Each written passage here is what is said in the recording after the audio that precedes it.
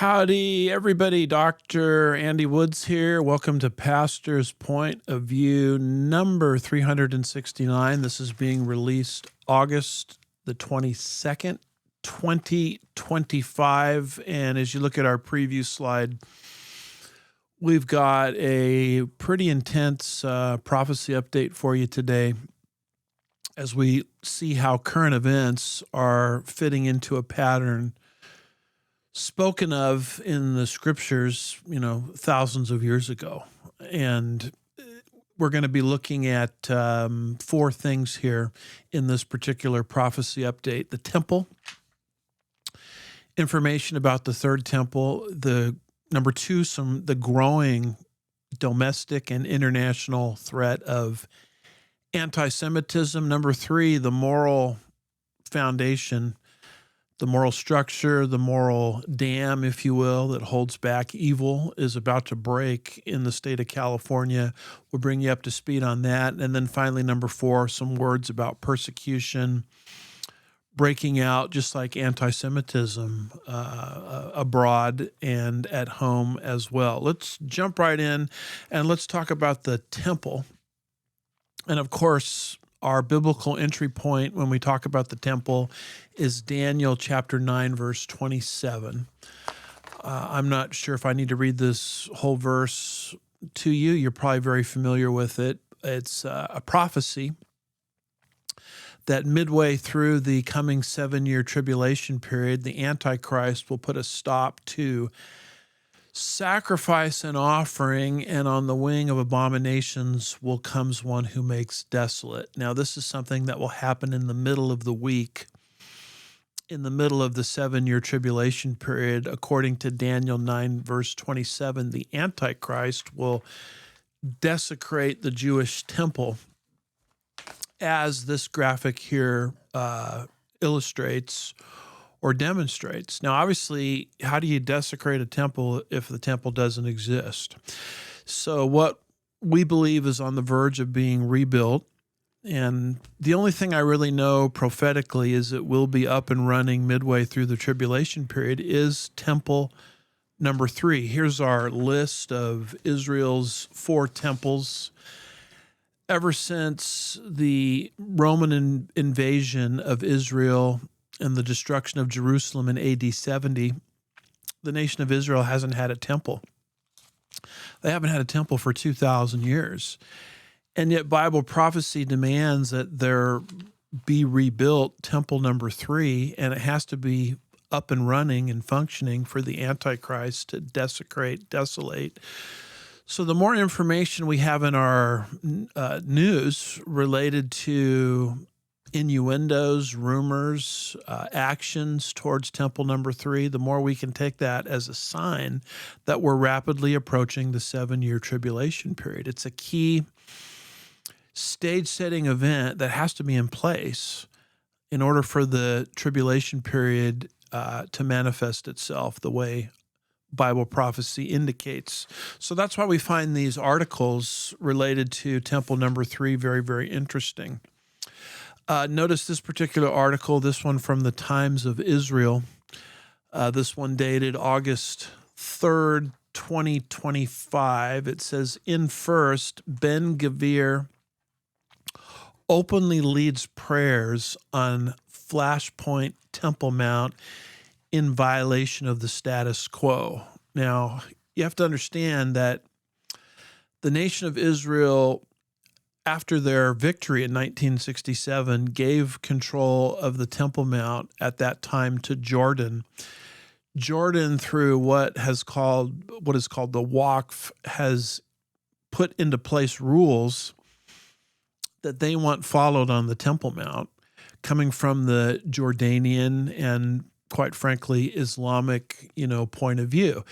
And so when Israel and its leadership starts to buck the status quo, it shows you that there are voices alive and well within the nation of Israel that are interested in continuing to buck the status quo, leading right into the building, ultimately, of temple number 3. That's the significance of articles like this. Just a little tiny bit from this particular article, if I may.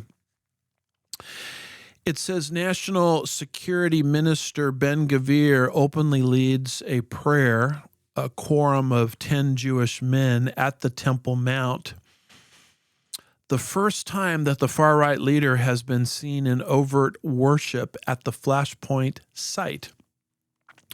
Although instances of a Jewish prayer have been increasingly common at the Temple Mount in recent years, this is the first time. Notice that language, first time. This is the first time a government minister has prayed openly there. He is seen leading the prayer for dozens of other Jews observing Tisha B'Av, a fast day marking the destruction of both ancient Jewish temples located atop the Temple Mount. Here's how the article concludes. Ben-Gvir has continuously asserted that his policy is to allow Jewish prayer at the site, flouting the longtime status quo between Israel and Jordan governing the behavior atop the mount. Ben-Gvir's previous visits to the Temple Mount have been sparked by fury in the Arab world. And I'm going to predict this. Look for trends like this to continue. Look for a continuing of the pushing of the envelope by many within Israel, because we know that at some point, temple number 3 will be in existence for the Antichrist to desecrate. With that being said, I found this fascinating post on Facebook from the Temple Institute. Keep in mind who the Temple Institute is. It's a group that wants to rebuild temple number 3. In fact, every time we go to Israel, every time we visit Jerusalem, we get a tourist's kind of rendition, if you will, of the Temple Institute. You walk through there and they've got a miniature monument of what the third temple is going to be like. They've got the priestly garb all displayed for you that the priests will wear when they do their priestly duties within temple number 3. And the fact that this kind of thing exists shows you how close we are ultimately to temple number 3. This is something that they just put on their Facebook page, the Temple Institute. And it says there, synchronize your watches. It's time to build, ! And it's got a watch. And if you look at the watch carefully, you can see within the watch what they think temple number 3 is going to look like. So this is not something that I'm going around putting up. Evangelical Christians are going around putting up. This is the heart of Israel. This is what they think. This is what they're putting up. And I think the Lord, through things like this, is showing us how close we are to temple number 3, which is one of the great signs that we are entering the end of the age. You'll notice also something else I'd like to bring to your attention. This one comes from Israel 365 News, and it says Temple Institute, that's the same group I explained or described a little earlier, announces all Texas red heifers disqualified. So what is this red heifer? The red heifer is an animal. You'll see that animal described in Numbers 19. The ashes of which are going to be used to dedicate, if you will, Israel's central sanctuary, which in this case will be temple number 3. Now, these red heifers are a little difficult because they have to be pure in the sense that there can't be any stray hairs. The animal has to be, red completely, kind of like what you see there in the picture. And what happened recently is they brought, I believe, 6 red heifers from Rockwall, Texas to Israel to study them, to make sure there are no stray hairs, to see if they might be qualified to be the Numbers 19 red heifer. And that's a big deal because the Numbers 19 red heifer, the sacrifice of which, the ashes of which, is a necessary preliminary step to rededicate temple number 3. So an interest by Israel in the red heifer shows you their interest in rapidly assembling, constructing, building temple number 3. So the fact that these red heifers are even in the conversation shows you how close we are to the end of the age. So a little bit from this article, if I may, it says the Temple Institute announced on Tuesday that the remaining red heifers that had been brought from Texas by Boneh Israel to perform the biblically mandated purification ceremony are not suited for the ceremony. Quote, 3 weeks of intensified focus and adoption of customs of mourning over the destruction of the 2 holy temples in Jerusalem have ended, the announcement read. But our recap of all the work the Temple Institute is involved with, the one aim, rebuilding the Holy Temple and renewing the divine service, is far from exhausted. The article goes on and it says a red heifer is an entirely red female cow with no more than one non-red hair in its entire body. All the hairs on its body must be the same color. And then it says in September of 2022, Boneh Israel, a cooperative effort of Jews and Christians together, found 5 suitable candidates in Texas and transported them to Israel. Once a viable red heifer has been achieved, it needs to be slaughtered and burned into ashes. It says, for this very reason, there are many opposed to our efforts among the enemies of Israel, and to our regret, even within the people of Israel. For this reason, we keep a tight lid on our efforts and generally do not advertise our successes. Opposition to the red heifer and the Jewish temple in Jerusalem is extreme. One of the military spokesmen for the military wing of a Palestinian Hamas terrorist organization made a televised appearance on the 100th day of the Israeli war in Gaza. He stated that the motive for the invasion and massacre of Israelis October the 7th, 2023, was the arrival of the red heifers in Jerusalem. Here's what this terrorist said. He said, the criminal Zionists are practically advancing towards destroying the Al-Aqsa Mosque and establishing their temple, this leader said, justifying the attack Hamas dubbed the Al-Aqsa Flood. The article concludes this way: meanwhile, our efforts continue full steam ahead.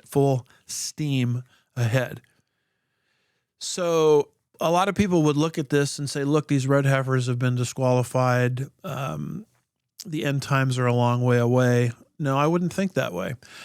The fact that this is even in the conversation shows you how close we are to temple number 3. They wouldn't be discussing this or talking about this or trying to find these pure and breed these pure red heifers if they weren't dead set on rebuilding temple number 3. And how dead set and dead serious are the Israelis in rebuilding temple number 3? Well, it got the attention of the terrorists.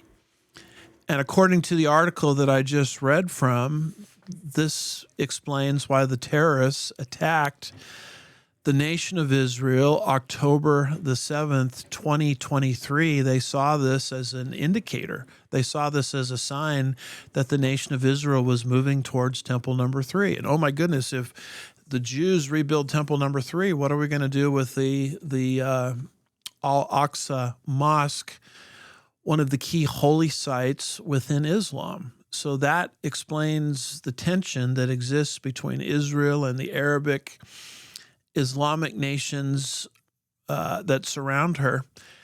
And the fact that they're interested in the red heifer demonstrates that they're interested in temple number 3. The fact that Ben-Gvir keeps going on to the Temple Mount and pushing the envelope and bucking the status quo, shows you that there are elements within Israel that are very interested in temple number 3. And as the nation of Israel is interested in temple number 3, it gets my attention as a prophecy watcher, a prophecy enthusiast, because I see that as something that has to be in place in order for the 70th week of Daniel to unfold, for the Antichrist to desecrate temple number 3. That can't happen unless we have temple number 3.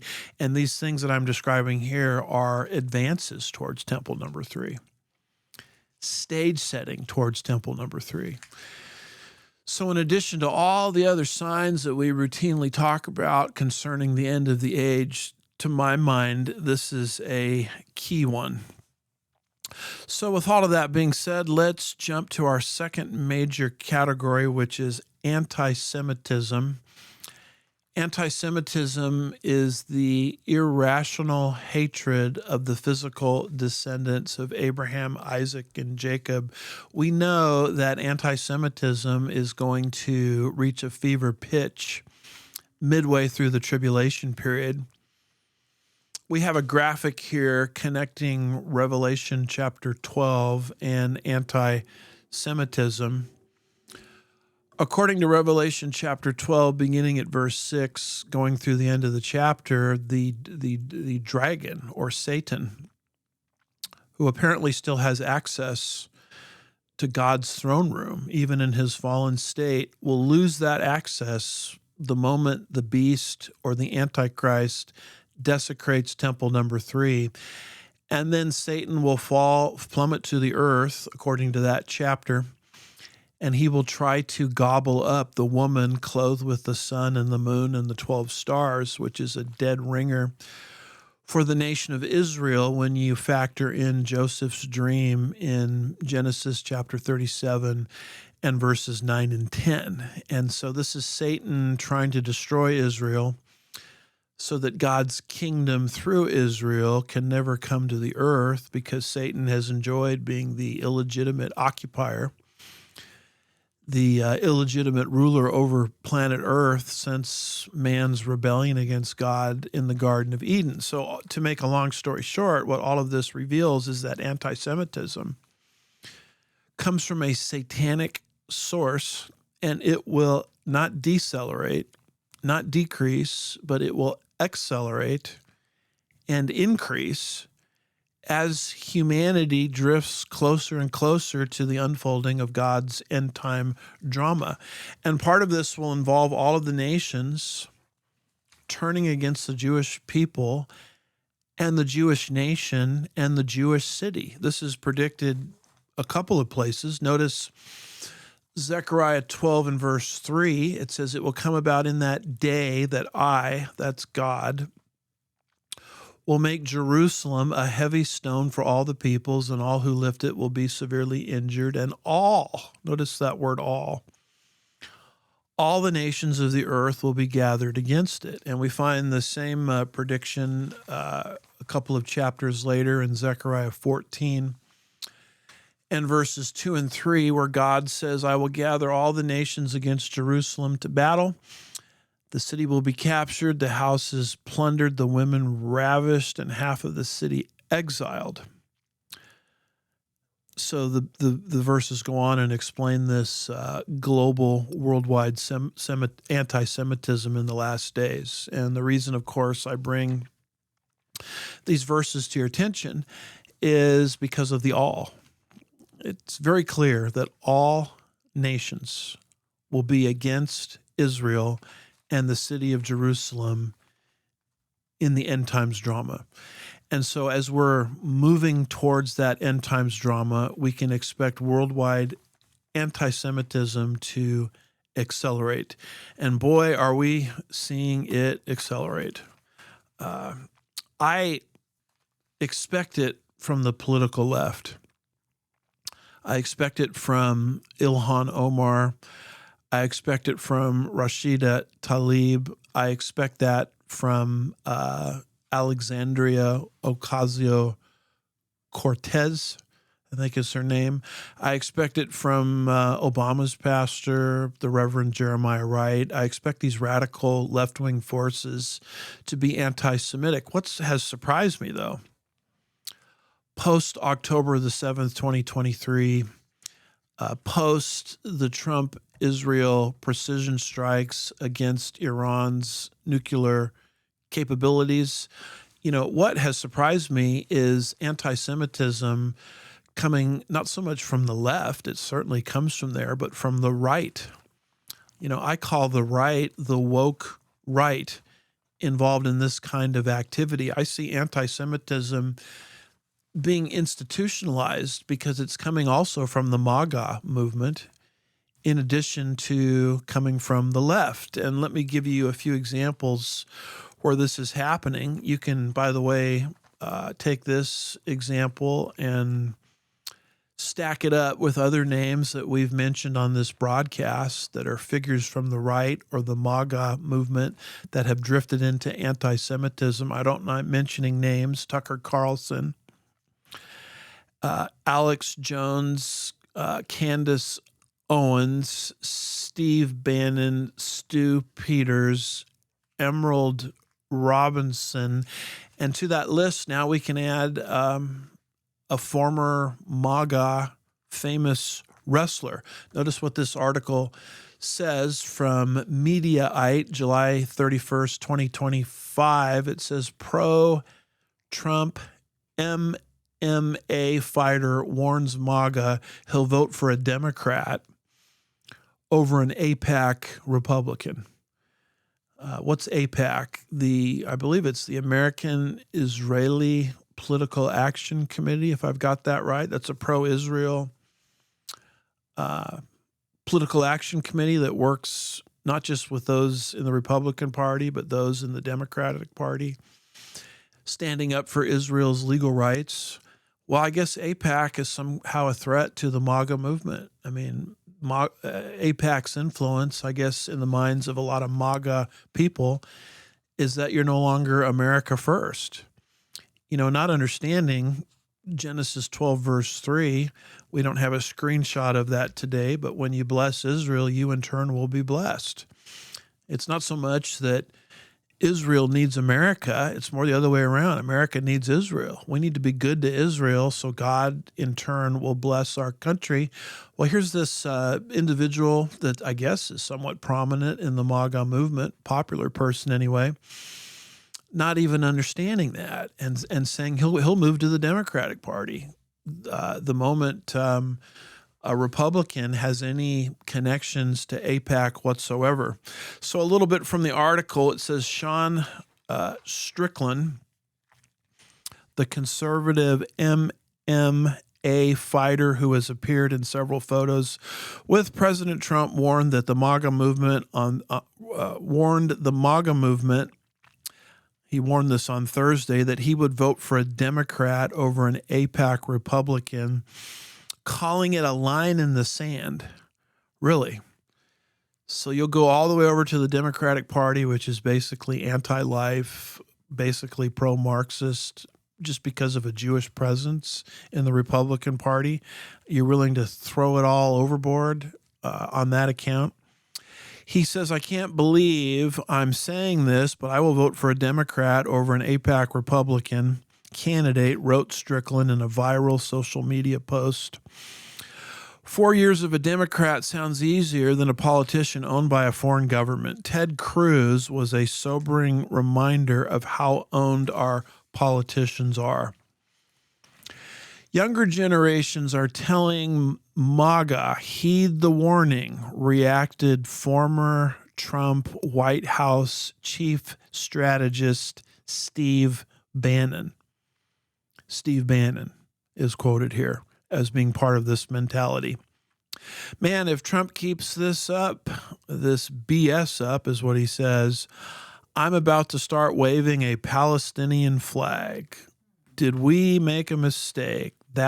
This ain't America first. Well, folks, for reasons I've explained before, it is America first, because when you're a blessing to the nation of Israel, God promises to bless your nation. That's Genesis chapter 12, verse 3, a section of scripture this individual may not even know exists. We've had this up as I've been talking. It's his actual Facebook post, I think it is. It says, Sean Strickland, I can't believe I'm saying this, but I will vote Democrat over an AIPAC Republican candidate. 4 years of a Democrat sounds easier than a politician owned by a foreign government. Ted Cruz really was a sobering reminder of how owned our politicians are. So notice the institutionalization of anti-Semitic thought on the right along with the left. Does this not fit with all of the nations as predicted in Scripture? Turning against Israel in the last days, this could be the seed, this kind of mentality in the MAGA movement that eventually causes the late, great United States of America, very sadly, to turn against the nation of Israel. Here's another story on this fracturing amongst the MAGA right. This one from Zero Hedge. August 4th, 2025, it says Trump's base fragments further as he demands states support Israel or risk disaster relief. Now, this is coming from the perspective, Zero Hedge, of I would call a conservative right-wing a type of outfit, but they're very, just like Sean Strickland, suspicious of Israel, suspicious of AIPAC, suspicious of what Reverend Wright referred to as those, or quote, them Jews, close quote. And notice what this article says. It says, Reuters reports that President Donald Trump has announced new restrictions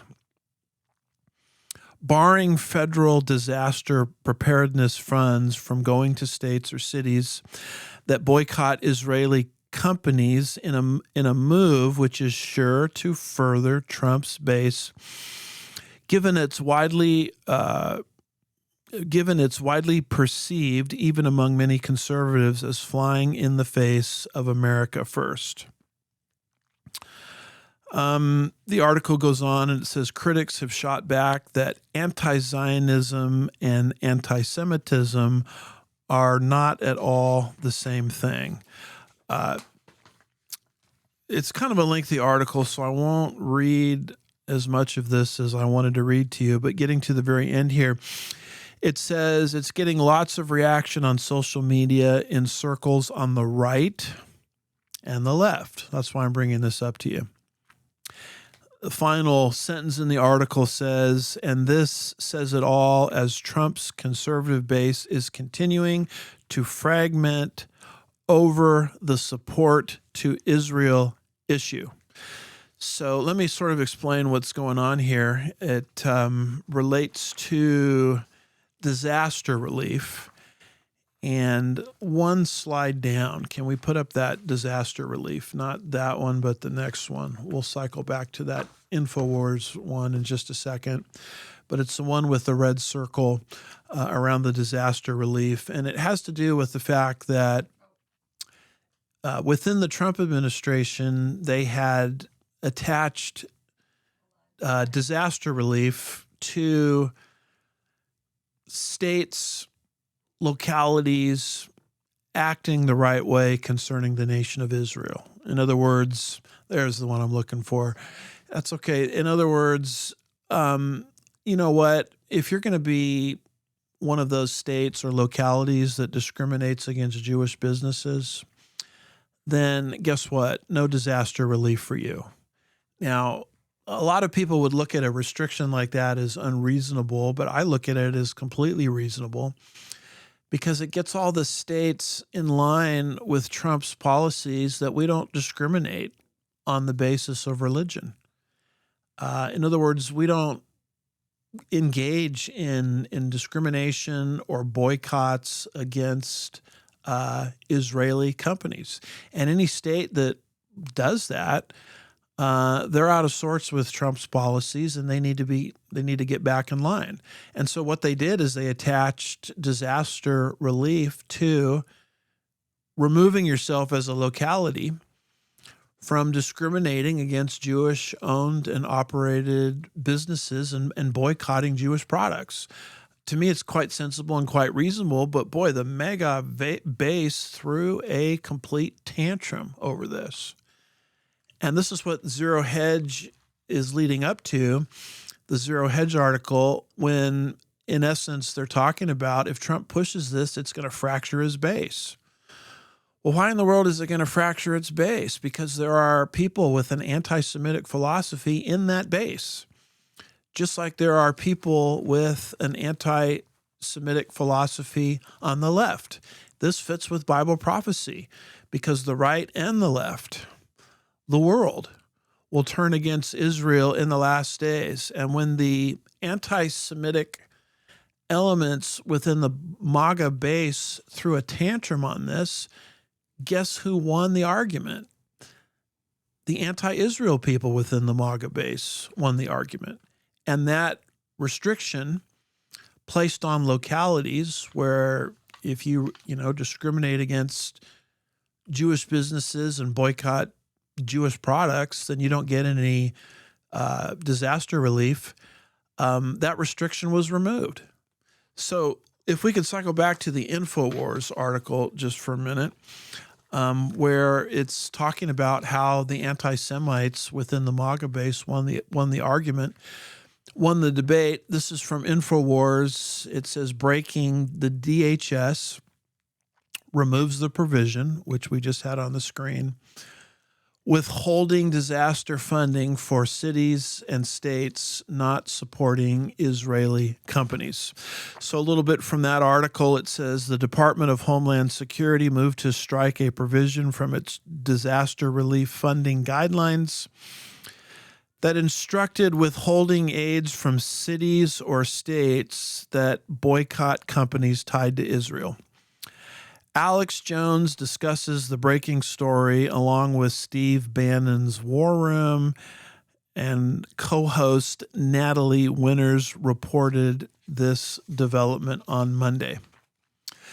The article says the move was celebrated as a win by Trump supporters keen on seeing the administration put America first. However, many commented it's disturbing it appeared in the guidelines in the first place and wondered whether the DHS would have stricken the provision without the intense online backlash. The article goes on and it talks about people within the woke right trumpeting victory when this provision and this restriction was removed. It quotes their X feeds where they're celebrating this removal, etc. What's the bottom line to the whole thing? The bottom line to the whole thing is the woke right won.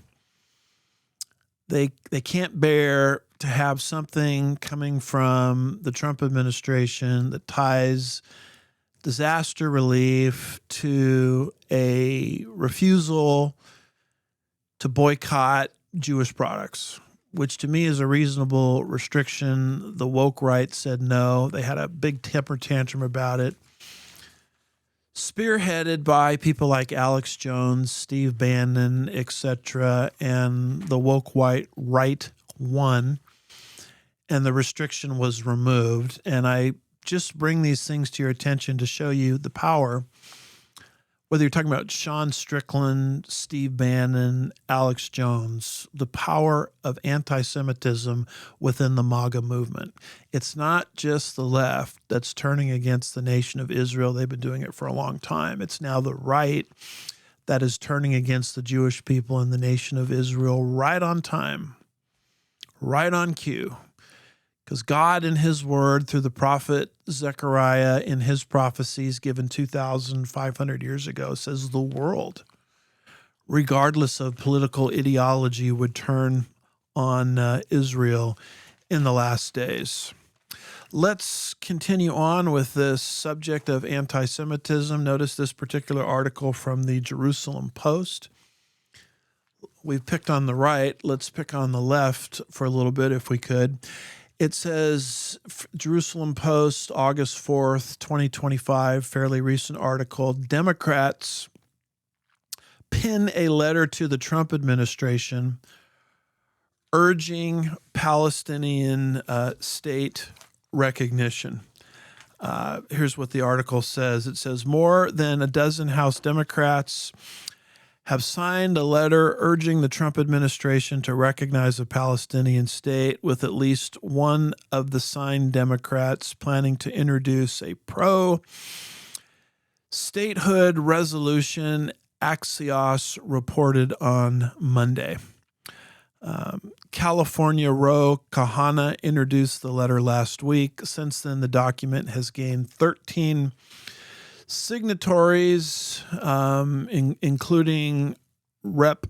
Carson of Indiana, one of 4 Muslim American members of Congress. The introduction of the letter not only follows heightened reports of starvation and famine in Gaza, more on that in a second, which have made many politicians uncomfortable, but also the rising international, think Zechariah's prophecies, international pressure for the U.S. to recognize a Palestinian state. Probably the only voice of sense and reason in this entire article is the voice of Marco Rubio.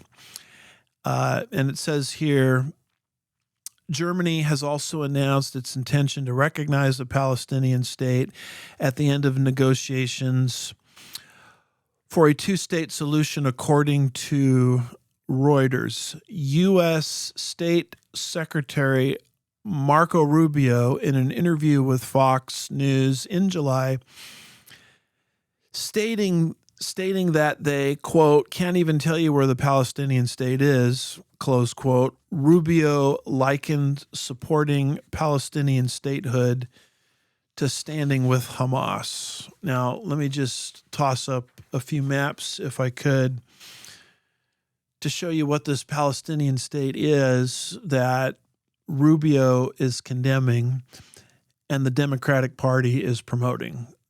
We've used this map many times, but it's that lighter blue area, flippantly called the West Bank. That's the whole name of the game in the international community. That's what all this international pressure is about. This is what these Democrats just wrote to President Trump about, and what they're advocating he pursue, what they're advocating he support, is taking the West Bank and turning it over to the Palestinians, which would take Israel's width and reduce it to less than 10 miles, as you can see, putting Israel in a militarily indefensible position. Here is another map that better labels that so-called West Bank, Judea and Samaria, which is language of the Bible. And they want to take Judea and Samaria and give it to the Palestinians, which is insanity, because that darker brown area, Gaza, that all the trouble came from, October 7th, 2023, is our first foray into a 2-state solution. Hey, let's give a section of Israel and give it back to the Gazans, the inhabitants of Gaza, and peace will break out in the region. Well, how well did that work? I mean, October 7th, 2023 happened not because the Gazans were denied a 2-state solution, but because the Gazans were given a 2-state solution. They had one and only one election when Israel relinquished that territory. They elected Hamas after receiving that land in 2004. They elected Hamas in 2005, and ever since then, Gaza has been used as a beachhead for terrorist activity into the land of Israel, culminating in the events of October the 7th, 2023. So if the 2-state solution didn't work with Gaza, how in the world could it ever work with the West Bank, better called Judea and Samaria? But this is what the Democratic Party, or key members of the Democratic Party, wrote to President Trump, saying this is what the United States should do. We should just follow the long list of all the other countries that are putting international pressure on Israel. So you notice that Trump is getting anti-Semitic push from the Democrats, but from his own MAGA base. And I'm using this to demonstrate how prevalent anti-Semitism is in our world, right on cue with one of the key signs of the times for the end of the age. Speaking of all of that, by the way, here's another map. We can put this up. This shows you the insanity of the two-state solution. That green area are Muslim countries. That little red dot is Israel.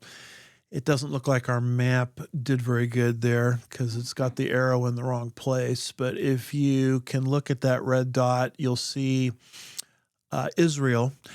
And essentially what people want is Israel just to give up a little tiny bit more of territory and peace will break out in the region. And that map in and of itself shows you the folly of that, because it's the Islamic countries surrounding Israel threatening to drive Israel into the Mediterranean Sea that are obviously in the geographical majority. In fact, when the nations of the earth, not if, but when they divide this land, God will be triggered. Notice Joel chapter 3 and verse 2.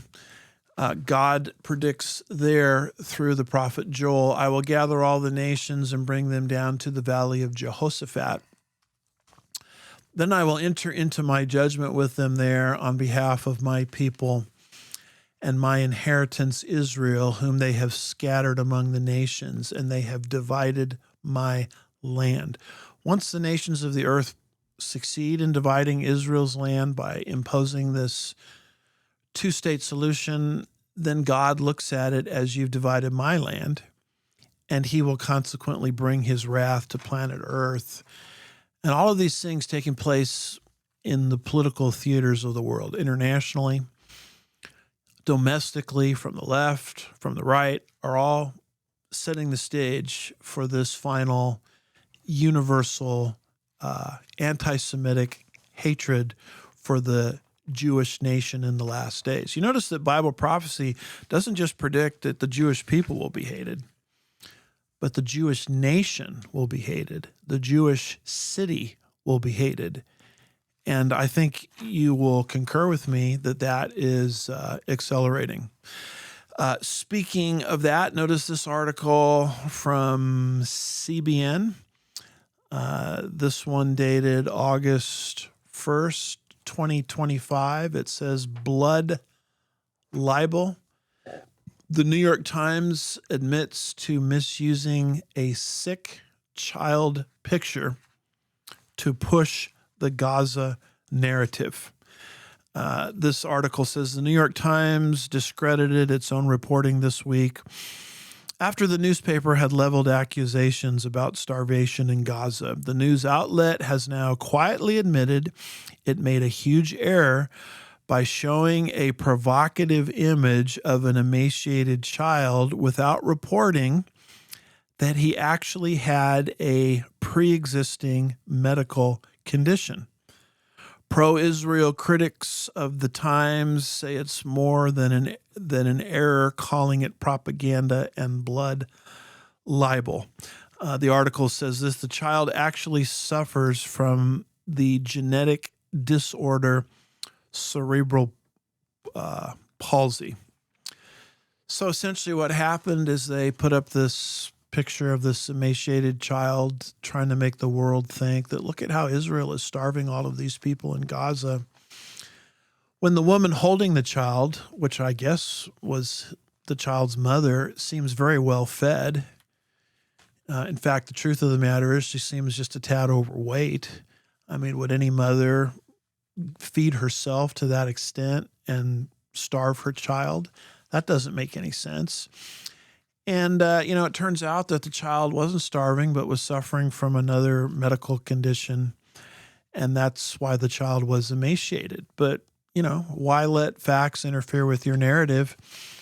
If your narrative is to communicate to the world that Israel is starving the inhabitants of Gaza, which they're not, we've covered that on prior shows, then let's just go ahead and run with the narrative. And what was it, Mark Twain, that said a lie will make its way halfway around the world? before the truth gets its shoes on in the morning. The New York Times takes this, runs the story. The rest of the media take it and run with it internationally. And so after the damage is done, then I guess in small print on page 15 or whatever, they issue some kind of, retraction or acknowledgement, that we made an error. But who cares at that point? The propaganda is out. The damage is done. People think the Israelis are starving the inhabitants of Gaza. This is the type of yellow journalism that the Israelis put up with routinely. Here is another article. This one comes from Yahoo News. This one is dated August the 3rd, 2025. Now, who's starving who? See, the world wants you to believe that it's the Israelis that are starving the inhabitants of Gaza. Yet what we've discovered is it's the other way around. Those that were captured October the 7th, 2023 by Hamas from the land of Israel as the terrorists were coming in through Gaza, which is a section of property on the southwestern portion of the Israeli map that the Israelis relinquished to the inhabitants of Gaza all the way back in 2004. Those prisoners under the custody of Hamas are the ones actually being starved. So it's kind of interesting. Psychologists call this transference projectionism. You project onto other people what you yourself are doing. So the world media wants you to believe that it's the Israelis that are starving the Gazans. Not true. I mean, if it were true, they wouldn't have to use a child with cerebral palsy to propagandize us and lie to us. So it's not so much the Israelis starving the inhabitants of Gaza, it's Hamas in Gaza starving the Israelis who were captured as prisoners October the 7th, 2023. Look at that young man's picture on the right, bottom right corner of the screen. Put that in your mind, because in just a minute after I read this headline, we're going to show you a picture of what that young man looks like now in his emaciated state, having been captured by Hamas. But this headline says Netanyahu responds after Israeli hostage is seen emaciated and digging his own grave. Cruel quote from Netanyahu, Israel's leader, Israel's prime minister. Cruelty of Hamas, he says, has no boundaries. And this article says Israeli Prime Minister Benjamin Netanyahu has responded to a disturbing new Hamas propaganda video showing 24-year-old hostage and Eviatar, if I'm pronouncing that right, David, severely emaciated and digging what he said was his own grave. The cruelty of Hamas, Netanyahu says, has no boundaries. While the state of Israel is allowing the entry of humanitarian aid to the residents of Gaza, the terrorists of Hamas are deliberately starving our hostages and document them in a cynical and evil manner. You get the idea, a lengthy article, so we won't spend too much time here. But notice what this young man looks like now. This is after being captured, by Hamas and in prison, apparently digging his own grave. This is a video that Hamas itself released. And look at how, remember what he looked like before? Look at his emaciated picture now. Look at his sternum. Look at his bones sticking out. Look at his emaciated state.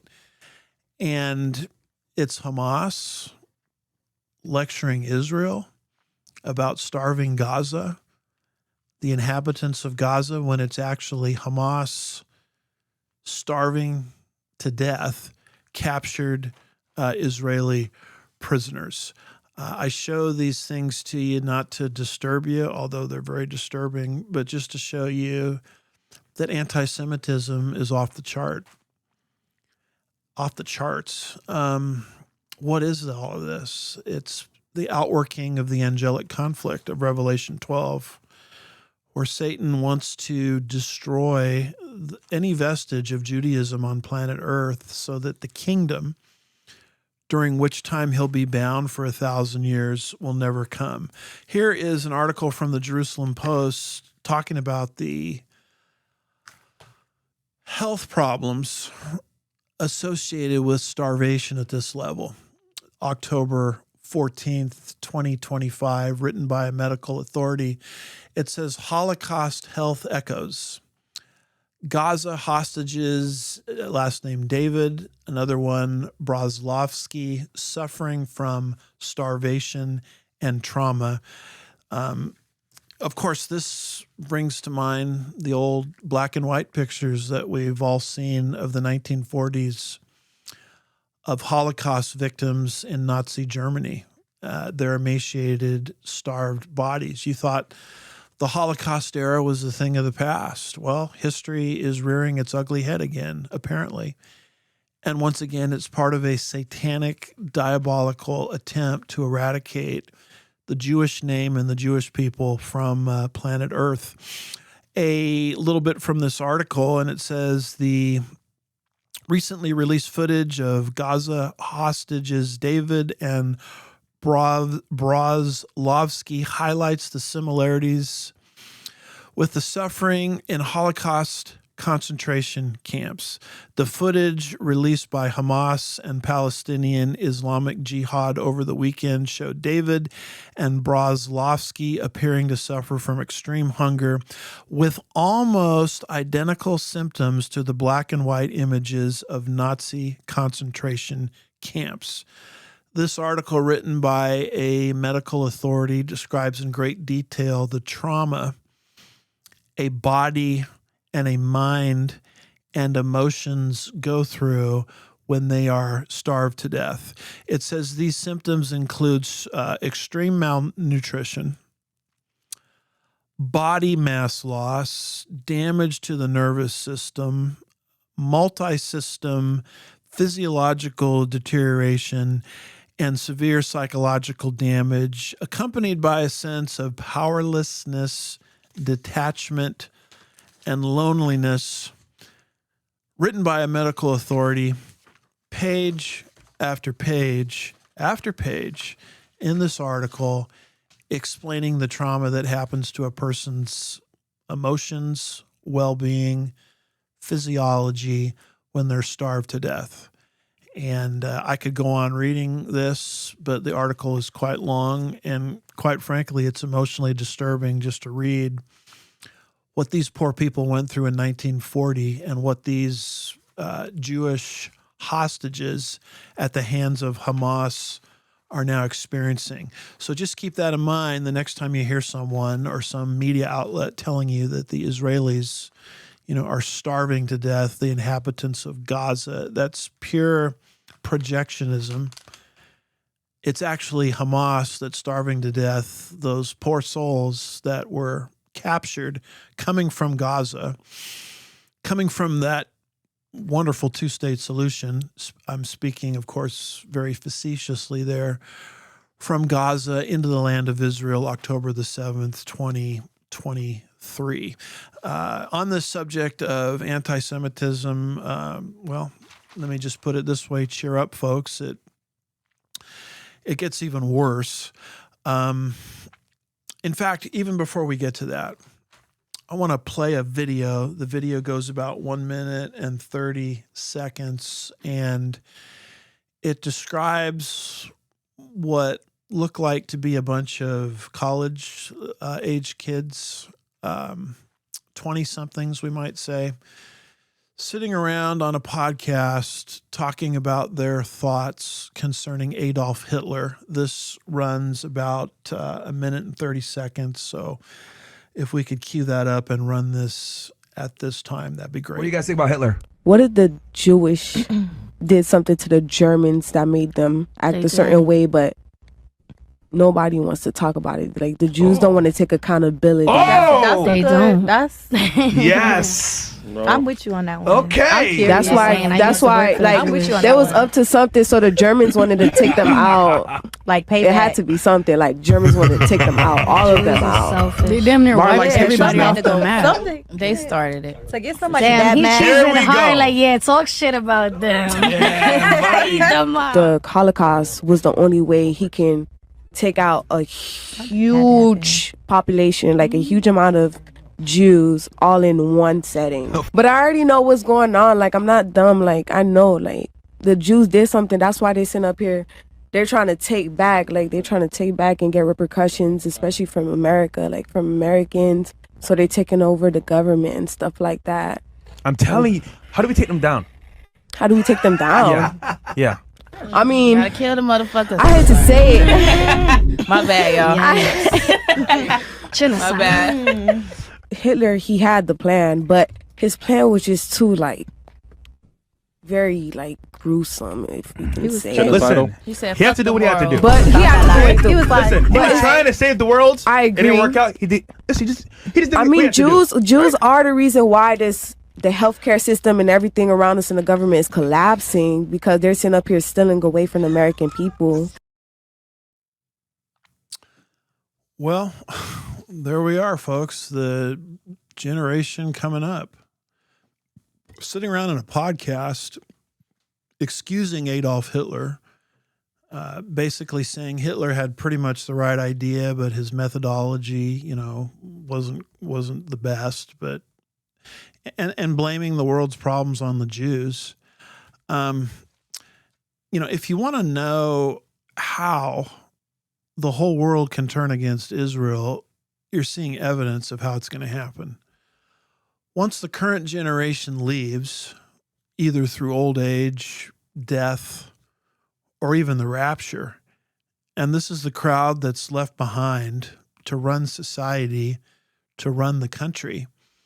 I mean, you could see very quickly how even the late, great United States of America will quickly and easily turn against the Jewish people, thinking the Holocaust, if they have any knowledge of it at all, was really no big deal. And in fact, we need to see sort of a resurgence of the Holocaust. We'll just have to do it, a little bit differently, giggling, smirking, going on and on, laughing about this, on a public video, public podcast. It's just unbelievable. One of the things that I've discovered that is completely and totally horrifying is how many of the youth today don't even know who Adolf Hitler was. Get into a discussion with them about that sometime. Ask them what they know about the Holocaust, and you'll discover that their knowledge of the Holocaust is extremely limited. And as the saying goes, those that don't learn from history, they're condemned to repeat it. I mean, how do you stop a present and future Holocaust if you don't even know anything about the Holocaust that occurred in the World War II era, in the 1940s? And if you're going to marginalize that Holocaust, why wouldn't you marginalize a similar Holocaust occurring in your own midst? I mean, this is part of the angelic conflict, the satanic attempt to blot out, to destroy the Jewish people in general and the Jewish nation and the city of Jerusalem in particular, so that God's promise via the coming kingdom will never materialize. And this, along with countless other signs that we could talk about, constitute, I believe, key indicators of where we are on God's prophetic timeline. Notice this article here from the Geller report. This is dated August the 4th, 2025, and the title of it is "A Muslim Journalist on Live TV Said the Following. I wish the Nazis had burned all the Jews," close quote, written by Pamela Geller, a little bit from this article. It says Lebanese journalist, his last name is Talib, publisher of the Jarida website and former advisor to the Lebanese prime minister, discussed talk of a peace agreement with Israel during a July 24th, 2025 broadcast on All Manor TV. Talib said that the current situation is worse than the Nazi Holocaust in Germany, adding, and here's a direct quote, "I wish the Nazis would have burned all the Jews," close quote. Now, look at this. He cited a hadith describing Muslims fighting Jews on Judgment Day and said that Jerusalem and Palestine will be liberated. And here is a transcript which gives you the direct quote. He says, "I say this on live TV. I wish the Nazis would have burned all the Jews." And then this also, on Judgment Day, and this is quoting, I believe, the hadith, "On Judgment Day, the trees and the rocks will say, 'O Muslim, O servant of Allah, there is a Jew behind me, come and kill him,'" close quote. This is what we believe in. This is our historical imperative as Muslims, at least. Jerusalem will be liberated. Palestine, calling Israel Palestine wrongly, by the way, will be liberated, if not today, then tomorrow. End of quote, end of transcript. It's kind of interesting that when he made this statement, he's making a direct appeal to a Muslim text in hadith. Keep that in mind the next time you're told by someone that Islam is a religion of peace. I mean, if Islam is a religion of peace, why is it that people that wish Hitler had killed all the Jews are so comfortable, quoting Islamic texts, quoting the Islamic belief system? Well, wait a minute now, Andy. I know some Muslims. They live in my neighborhood. They're very nice people. Well, I'm sure they are. But those are Muslims that are living inconsistently with fundamentalist Islam. If they were living consistently with fundamentalist Islam, and a lot of people think that they fake it until they get the majority, and then they go and gravitate towards these foundational texts. But once they start living consistently, not inconsistently, with the tenets of Islam, you'll see a completely different face on these people. Well, wait a minute, Andy. There's moderate Muslims out there. Great. Then what I want the moderate Muslims to do is I want them to speak up against the fundamentalist Muslims. Why is it that all of these alleged moderate Muslims out there are not speaking up against the consistent Muslims, the fundamentalist Muslims? That has bothered me. So if you're calling yourself a moderate Muslim, I want to hear your voice expressed against this kind of rhetoric coming from what I would call consistent Muslims. Muslims quoting foundational Muslim documents.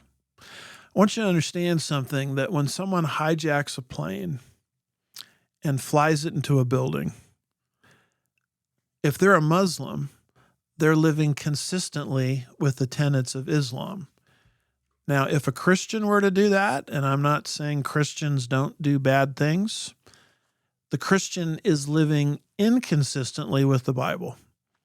Because the Bible says, "Blessed are the peacemakers, pray for your enemies, turn the other cheek." So if someone abuses someone, murders someone in the name of Christianity, they are living inconsistently with the Bible. When someone gets on live TV and says, "I wish Hitler had burned all the Jews," they are living consistently with the tenets of Islam. And so this rapid spread of Islam throughout the Middle East, throughout the United States, throughout the world, is setting the stage for the world turning against Israel, just as the Bible indicates would happen in the last days. Well, guess what, folks? I was going to go through 4 categories with you, but I got a little bit loquacious, a little bit on the long-winded side, so we're going to cut the show right here, and we will pick it up with societal sins and persecution in our next show together. And you're not going to want to miss that next show, because something earthquaking, something irretrievable, irreversible is about to hit the state of California in terms of legislation. And I want to make you aware of that and how that fits into the end time scenario. We'll do that on our next show together. God bless you. Thank you for watching. Thank you for listening. And we'll see you next time on Pastor's Point of View.